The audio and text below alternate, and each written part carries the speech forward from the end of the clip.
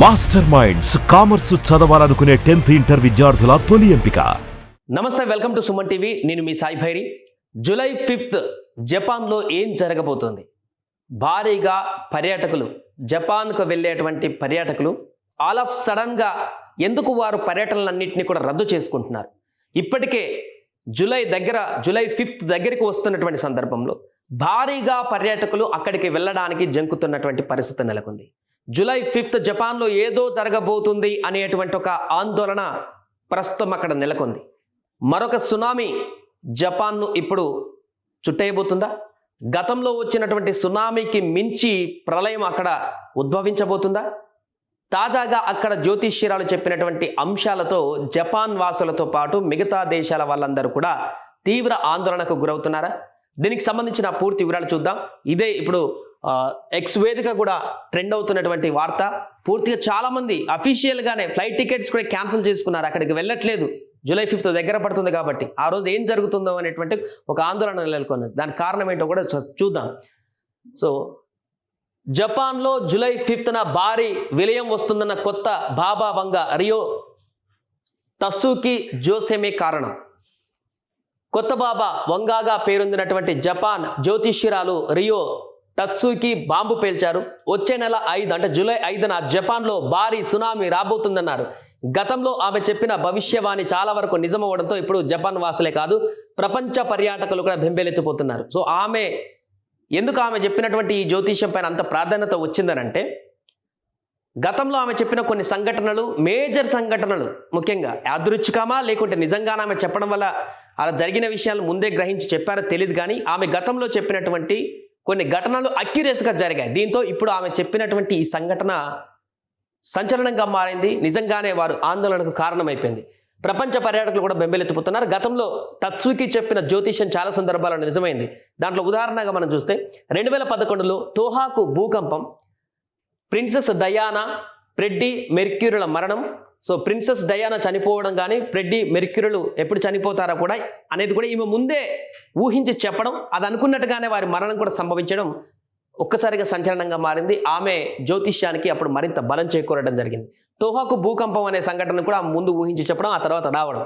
COVID-19 మహమ్మారి గురించి కూడా ఆమె ముందే చెప్పారు. 2020లో కోవిడ్ మహమ్మారికి సంబంధించి ఇలాంటి ఒక రోగం రాబోతుంది, ప్రపంచాన్ని అల్లకల్లోలం చేయబోతుంది అనేటువంటి విషయాన్ని కూడా గ్రహించి ఆమె అంతకు ముందే 10 సంవత్సరాల క్రితం చెప్పినటువంటి సందర్భం కూడా ఉంది. ఈ క్రమంలో జూలై 5న జపాన్లో విలయం రాబోతుందని చెప్పడంతో ప్రపంచ పర్యాటకులతో పాటు జపాన్ సందర్శకులను పూర్తిగా రద్దు చేసుకుంటున్నారు పర్యాటకులు. వచ్చే నెలలో పర్యటనను బుక్ చేసుకున్న టికెట్లను కూడా రద్దు చేసుకుంటున్నారు. హాంకాంగ్ నుంచి జపాన్కు విమాన టికెట్ల రిజర్వేషన్లు 83% తగ్గిపోయాయి. చూడండి, 83% తగ్గిపోయాయంటే అర్థం చేసుకోవచ్చు ఎంత భారీగా అక్కడ పర్యాటకులు వెనకడుగు వేస్తున్నారు. సరే, ఎక్స్ వేదికగా కూడా చూస్తే చాలా వరకు ఇదే అంశాలు. ఇంకా జూలై 5th ఇంకా దగ్గర పడుతుంది కాబట్టి ఇంకా 10 రోజులు మాత్రమే ఉంది కాబట్టి ఈ అంశానికి సంబంధించిన చర్చ కొనసాగుతుంది. ఎక్స్ వేదికగా జపాన్కి సంబంధించినటువంటి యూజర్లందరూ కూడా వారు పెడుతున్నటువంటి ఫొటోస్ కానీ, వారు పెడుతున్నటువంటి భయాందోళనలు కానీ ఇక్కడ కొంతమంది చేశారు. There has been a sudden fall of tourist to Japan from Hong Kong and other Asian countries due to the rumor that a major disaster will strike Japan on 5th July 2025. So ఈ అంశం పైనే పూర్తిగా చర్చ కొనసాగుతుంది. ఈ యొక్క బాబా వంగ, new బాబా వంగగా గుర్తింపు పొందినటువంటి ఈమె చెప్పినటువంటి ఈ యొక్క జ్యోతిష్యం పైన పూర్తిగా భయాందోళన నెలకొని, ముఖ్యంగా జపాన్ వాసులకు తీవ్ర భయాందోళన నెలకొంది. ఎందుకంటే గతంలో ఇలాంటి ఒక విలయాన్ని, విధ్వంసాన్ని వారు చూశారు కాబట్టి ఆ ప్రళయాన్ని గుర్తు చేసుకుంటేనే వారికి వెన్నులో వణుకు పుట్టేటువంటి పరిస్థితి ఉంది. కాబట్టి ఇప్పుడు కనుక మరలా అలాంటి పరిస్థితి వస్తే ఏంటా అనేటువంటి ఒక ఆందోళన వాళ్ళకి నెలకొంది.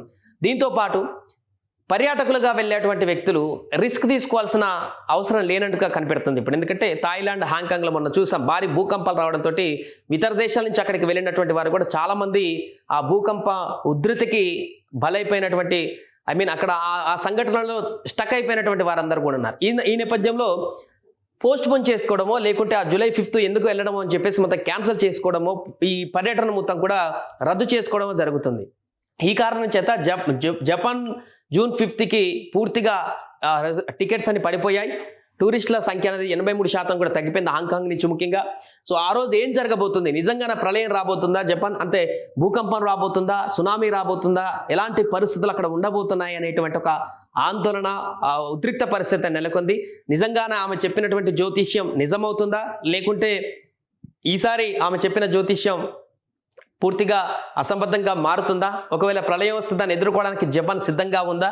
ఆ తర్వాత ఎలాంటి పరిణామాలు జరగబోతాయి అనేటువంటి ఒక అంశం అయితే చర్చనీయాంశంగా మారింది. ఏదేమైనా కూడా జపాన్ వాసులను తీవ్ర భయాందోళనకు గురి చేస్తున్నటువంటి ఈ అంశం, ఎందుకంటే 2012లో కూడా ఇలానే యుగాంతం జరగబోతుందంటూ ప్రపంచవ్యాప్తంగా మన దగ్గర అయితే ముఖ్యంగా గొర్రెలు కోళ్ళు అన్ని కోసేసుకొని తీవ్రంగా అసలు ఇంకా అయిపోయింది, ఇంకా బ్రతకమే అని చెప్పేసి మొత్తం పూర్తిగా దానికి ఆలోచనకి పడిపోయినటువంటి సందర్భాన్ని చూస్తాం. బట్ ఏం కాలేదు అప్పుడు.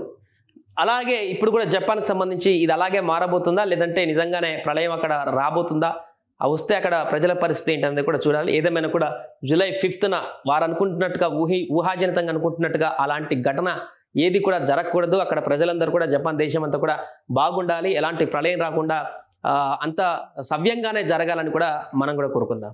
సుమన్ టీవీలో మీ పర్సనల్ అండ్ బిజినెస్ ప్రమోషన్స్ కోసం కింది నెంబర్కి కాంటాక్ట్ చేయండి.